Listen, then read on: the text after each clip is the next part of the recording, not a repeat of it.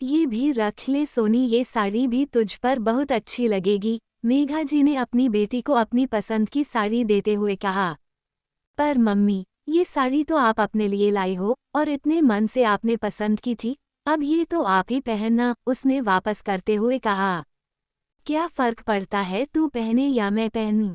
बेटी को तो जितना भी दे कम ही लगता है, कभी घर खाली नहीं होता, पर हाँ उसके जाने से जिंदगी जरूर खाली हो जाती है। तू अब ये घर छोड़कर चली जाएगी तो मेरा तो घर सूना हो जाएगा। और उनकी आंखें भर आई।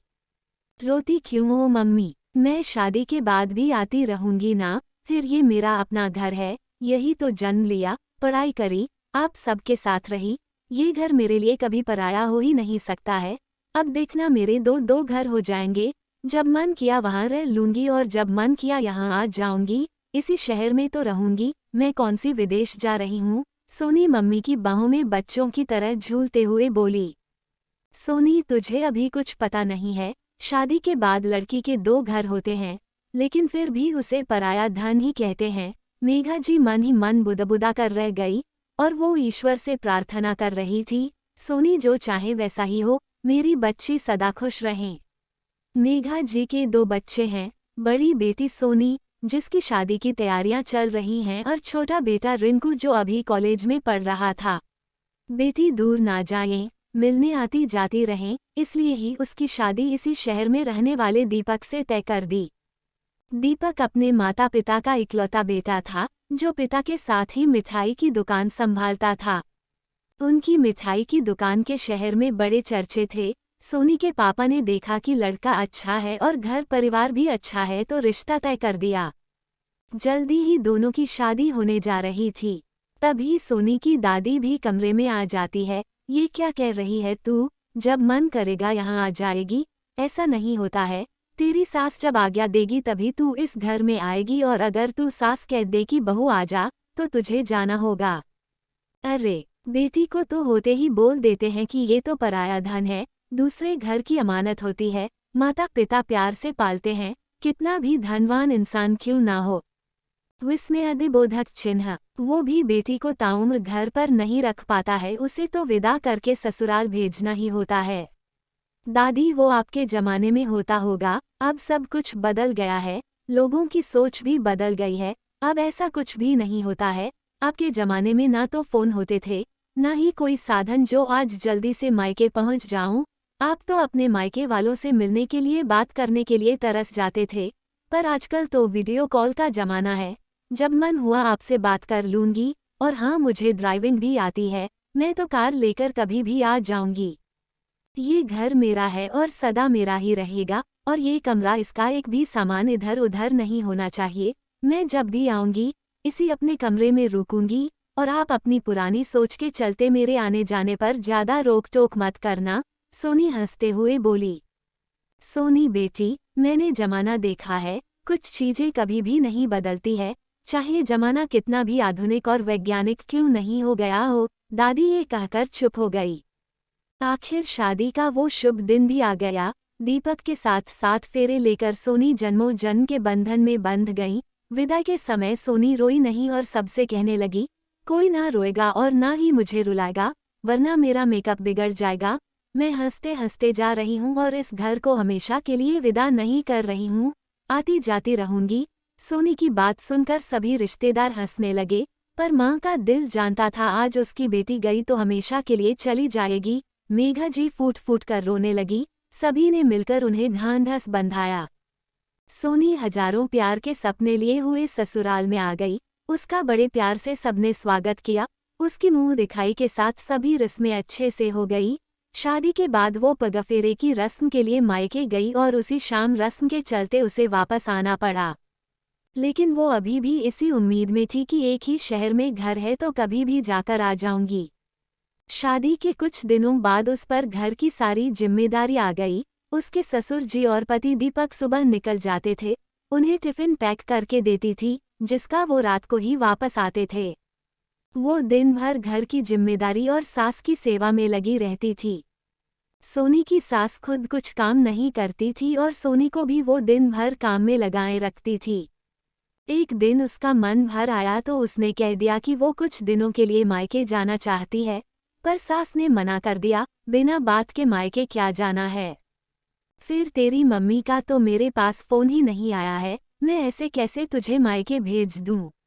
अब वो पराया घर है, जब देखो वहां मुंह उठाकर जाना अच्छा नहीं है, मायके भी जाऊं तो इज्जत से जाना चाहिए। अपनी सास की बात सुनकर सोनी हैरान रह गई, उसे तो लगा था कि वो हर कभी मायके जा आएंगी। उसने अपनी मम्मी को फोन लगाया और सारी बातें कह दी। हाँ सोनी, तेरी सास सही कह रही है। रही बुलाने की बात, तो तेरे छोटे भाई रिंकू का जन्मदिन आ रहा है, मैं जल्दी ही तुझे बुलाऊंगी। तू अपने घर में पूरे मन से रच बस जा, ये तेरे लिए अच्छा रहेगा। सोनी, मायका आज भी तेरा ही है, पर तेरा असली घर तो तेरा ससुराल ही है, और तुझे अब वहीं रहना है। मम्मी की बातें सुनकर सोनी मन ही मन रोने लगी। क्या मैं जब कभी अपने मायके मिलने भी नहीं जा सकती हूँ? मायके वालों के बुलावे का और ससुराल वालों की आज्ञा का इंतजार करना होगा। रिंकू के जन्मदिन से एक दिन पहले मेघा जी ने फोन किया, वो इसके भाई का जन्मदिन आ रहा है तो आप सोनी को आज भेज दीजिए और आप लोग कल होटल आ जाइएगा। समधन जी, जब जन्मदिन आप होटल में मना रही हैं तो कुछ और तैयारी की तो जरूरत नहीं होगी, फिर जन्मदिन ही तो है, कोई शादी तो नहीं है जो पहले तैयारी करवाने आएगी। सोनी हमारे साथ ही कल आ जाएगी और हमारे साथ ही पार्टी करके वापस आ जाएंगी। सोनी अब मन ही मन रोती रहती थी, उसे कैसा ससुराल मिला है, जो वो एक ही शहर में होते हुए मायके जाने को तरस गई है। अब उसे अपनी मम्मी की बहुत याद आती थी। फोन पर बात करने में वो बात कहाँ है जो साथ रहने में है। उसने अपने पति दीपक से बात की, पर वो यही बोला कि इन सब में मुझे मत घसीटो, मैं दुकान संभालूं या तुम्हारे और मम्मी के झगड़े संभालूं। सोनी मन महसूस कर रह गई। होटल की ओर जाते हुए बीच में उसका घर पड़ता था। घर को देखकर उसकी आंखें नम हो गई। वो उस घर में ऐसे ही नहीं जा सकती थी। रिंकू की पार्टी में वो सबके साथ गई थी और रात को ही वापस ससुराल आ गई। घर में सब सोनी पर निर्भर हो गए थे। हर छोटा बड़ा काम वो ही करती थी। दुकान से जब भी पैसों का गल्ला आता था तो उन नोटों की गिनती सोनी के सामने नहीं की जाती थी। सास का कहना था कि पराए घर की लड़की है, पराया खून है, इस पर विश्वास नहीं किया जा सकता है। जब वो ये सब सुनती थी तो बेहद परेशान हो जाती थी। आखिर कितनी अजीब होती है एक लड़की की जिंदगी। मायके वाले पराया कर देते हैं और ससुराल वाले यही कहते हैं कि पराए घर से आई है। अपना सारा जीवन वो इन दो घरों में पूरा कर देती है, फिर भी उसे कभी अपनाया नहीं जाता है। कहने को दो घर होते हैं पर एक भी हमेशा के लिए अपना नहीं होता है। कुछ सालों बाद सोनी के एक बेटी हो जाती है और उधर मायके में रिंकू की सगाई हो जाती है। रात भर बच्ची के कारण वो सो नहीं पाती थी। सुबह घर के सारे काम करने होते थे। भाई की शादी की तैयारियां करवाने के लिए भी उसे पहले ससुराल में सुबह सारा काम निपटा कर जाना होता था। शाम को घर लौटना होता था और आकर रात का काम निपटाना होता था। इसी वजह से सोनी बहुत परेशान और थक सी गई थी। उसका मन करता था कि वो मायके रुक जाएं, पर सास उसे एक भी रात मायके रुकने नहीं देती थी। उनका कहना था कि एक ही शहर में रहने के कारण रात को मायके क्या रुकना। विस्मयादिबोधक चिन्ह। सुबह जाओ पर रात तक घर वापस आ जाऊं। ससुराल बस उसकी सास की ही चलती थी, इस वजह से वो डरी रहती थी। में रिंकू की शादी धूमधाम से हो गई थी। सोनी का जो कमरा था उसे ही सजाकर भाई भाभी का कमरा बना दिया था। अब मायके के साथ वो कमरा भी छूट गया था। सोनी के पास बस कुछ यादें शेष रह गई थी। उसने कभी नहीं सोचा था कि शादी के पास मायका इतना पराया हो जाता है और ससुराल कभी अपना नहीं होता है। दो घरों के बीच एक लड़की की जिंदगी पिसकर रह जाती है। अब उसे एहसास होने लगा था कि लड़की का अपना कोई घर ही नहीं होता है। एक दिन उसके सास ससुर किसी संबंधी की मृत्यु पर कुछ दिनों के लिए बाहर गए थे। उसने दीपक से जिद करके मायके में रुकने की ठान ली। दीपक भी उसकी जिद के आगे झुक गया। उसकी भाभी ने अपने घर की जिम्मेदारी संभाल ली थी और वो भाभी के साथ कुछ दिनों के लिए रहना चाहती थी। भाभी उसकी बड़ा आदर करती थी, मीठी मीठी बातें करती थी, पर दोपहर में वो अपने कमरे में चली जाया करती थी। सोनी को लगता था कि भाभी हमारे पास भी तो बैठ सकती है, और सोनी अपनी मम्मी के कमरे में ही रहती थी। मम्मी से हर तरह की बातें किया करती थी।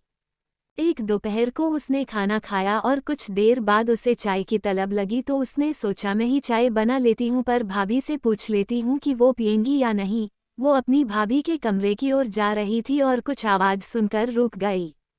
उसकी भाभी अपनी मम्मी से कह रही थी, क्या बताऊं मम्मी, सोनी दीदी एक तो बिना काम के और बिना बुलाए आ गई, उस पर जाने का नाम ही नहीं ले रही है। अभी तो शादी में आई थी, रोज ही आती जाती रहती थी। उनकी सास क्या बाहर गई, यहीं पर आकर धमक गई है। दीपक जियाजी का भी रोज टिफिन यहीं से जाता है और रात को यहीं खाना खाकर वो घर सोने जाते हैं। अरे जियाजी अकेले रहते हैं और हमें भी परेशान कर रखा है। ऐसा भी भला क्या मायके में रहना। बहन बेटियों ज्यादा दिनों तक मायके में रहती अच्छी नहीं लगती है। ये नहीं कि अपना घर संभाले बल्कि मेरे घर में आग लगाने आ गई है। दिन भर दोनों माँ बेटी कमरे में घुसी जाने क्या खुसर पुसर करती रहती है। उस पर अपनी बेटी को भी ले आई, दिन भर रोती ही रहती है। मेरा तो सिर दर्द हो जाता है, जरा भी चैन नहीं मिलता है। अपनी भाभी के मुंह से ये सब बातें सुनकर सोनी के पैरों से जमीन सरक गई। उसे अपने कानों पर जरा भी विश्वास नहीं हुआ। वो तो भाभी के साथ रहने के इरादे से मायके आई थी, फिर उसकी सास उसे मायके रहने भेजती भी नहीं। आज उसका दिल पूरी तरह से टूट चुका था। उसने अपना सामान बांधा और जाने लगी। उसकी मम्मी और दादी ने उसकी वजह पूछी तो अपने आंसू छुपाते हुए बोली, मम्मी वहाँ वो अकेले हैं, दिन भर घर भी सूना पड़ा रहता है, तो इसीलिए मैं जा रही हूँ। फिर दादी आप ही तो कहती थी कि बेटी तो पराया धन है, वो कब तक यहाँ रहेगी, मुझे अपना घर संभालने जाना ही होगा। मम्मी आप सही कहते थे, पहले मुझे कुछ समझ नहीं आया पर अब मैं सब जान गई हूँ। शादी के बाद लड़की के कहने को दो घर होते हैं, पर उसका हक किसी भी घर पर नहीं होता है। दादी आप भी सही कहती थी, जमाना कितना ही आधुनिक और वैज्ञानिक क्यों ना हो जाए, कुछ रस्में और रिवाज कभी भी नहीं बदलते हैं। आज सोनी अपनी मम्मी और दादी से गले लगकर फूट फूट कर रोई। अपनी विदाई में भी उसने एक आंसू नहीं बहाया था, पर आज उसके आंसू रुक ही नहीं रहे थे। सोनी अपनी बेटी और सामान को लेकर ससुराल चली गई। दोस्तों ये सच ही है, शादी के बाद चाहे लड़की के दो घर होते हैं, पर जब अपना घर कहने की बात होती है तो उसका एक भी घर नहीं होता है। मायके में माँ का घर और ससुराल में सास का घर, अपने घर के लिए वो तरस जाती है।